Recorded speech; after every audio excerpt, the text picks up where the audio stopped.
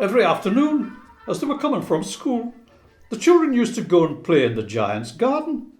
It was a lovely garden with soft green grass.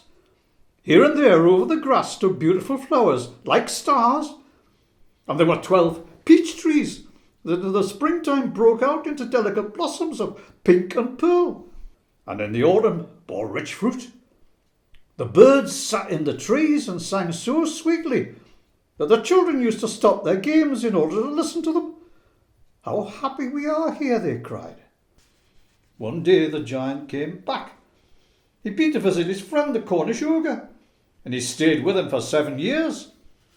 After the 7 years were over, he said all that he had to say, for his conversation was limited, and he determined to return to his own castle. When he arrived, he saw the children playing in the garden. "What are you doing here?" he cried in a very gruff voice, and the children ran away. "My own garden is my own garden," said the giant. "Anyone can understand that. I will allow nobody to play in it but myself." So he built a high wall all around it and put up a notice board: "Trespassers will be prosecuted." He was a very selfish giant. The poor children had nowhere to play. They tried to play on the road, but the road was very dusty and full of hard stones. They didn't like it. They used to wander round the high wall when their lessons were over and talk about the beautiful garden inside. How happy we were there, they said. Then the spring came, and all over the country there were little blossoms and little birds. Only in the garden of the selfish giant it was still winter. The birds did not care to sing in it as there were no children, and the trees forgot to blossom. Once a beautiful flower put its head out of the grass, but when it saw the notice board it was so sorry for the children that it slipped back into the ground again and went to sleep. The only people who were pleased were the snow and the frost. "Spring has forgotten this garden," they cried, "so we'll all live here all the year round." The snow covered up the grass with a great white cloak, and the frost painted all the trees silver. Then they invited the north wind to stay with them, and he came. He was wrapped in furs, and he roared all day about the garden and blew the chimney pots down. "This is a delightful spot," he said. "We must ask the hail to come on a visit." So the hail came.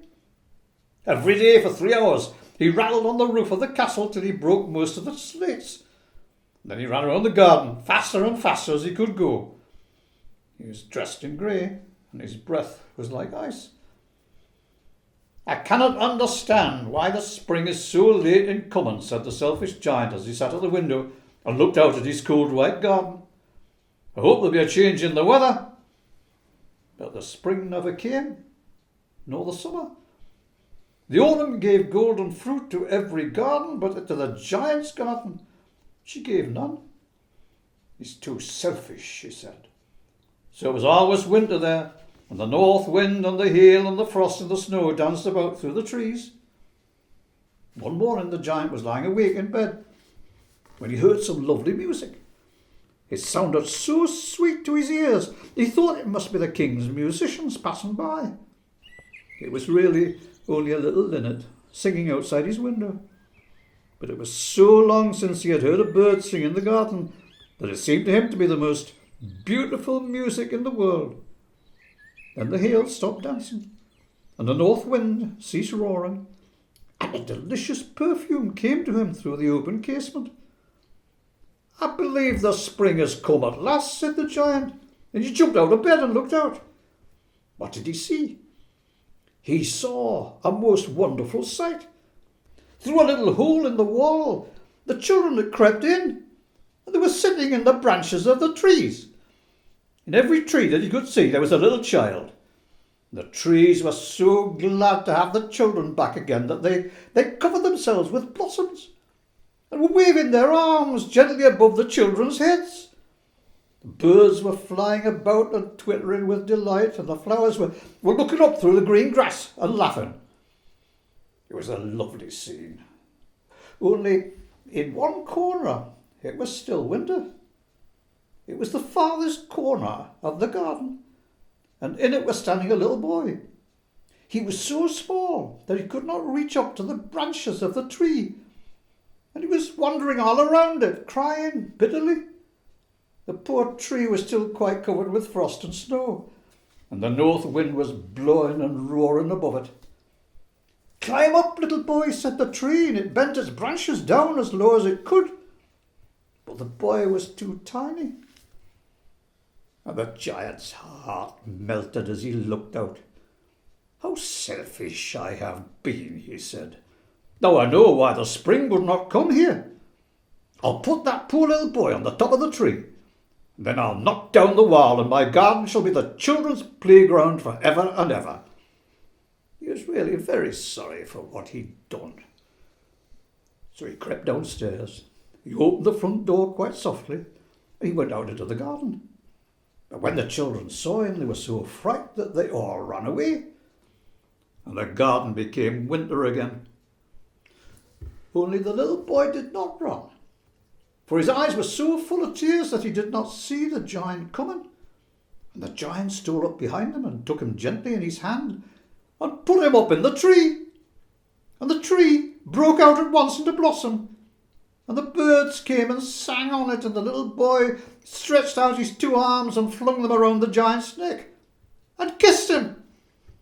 And the other children, when they saw that the giant was not wicked any longer, came running back, and with them came the spring. "It is your garden now, little children," said the giant. And he took a great big axe and knocked down the wall. When the people were going to the market at 12 o'clock, they found the giant playing with the children in the most beautiful garden they had ever seen. All day long they played, and in the evening they came to the giant and bid him goodbye.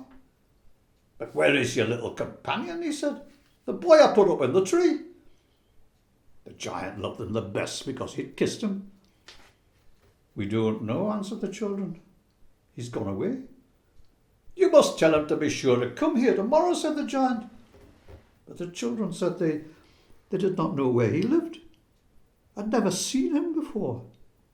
And the giant felt very sad. Every afternoon when school was over, the children came and played with the giant. But the little boy whom the giant loved was never seen again. The giant was very kind to all the children, yet he longed for his first little friend and often spoke of him. "How I would like to see him again," he used to say. Years went over and the giant grew very old and feeble. He could not play about any more, so he sat in a huge armchair and watched the children at their games and admired his garden. "I have many beautiful flowers," he said, "but the children are the most beautiful flowers of all." One winter morning he looked out of his window as he was dressing. He did not hate the winter now, for he knew that it was merely the spring asleep, and that the flowers were resting. Suddenly he rubbed his eyes in wonder and looked and looked. Certainly it was a marvellous sight.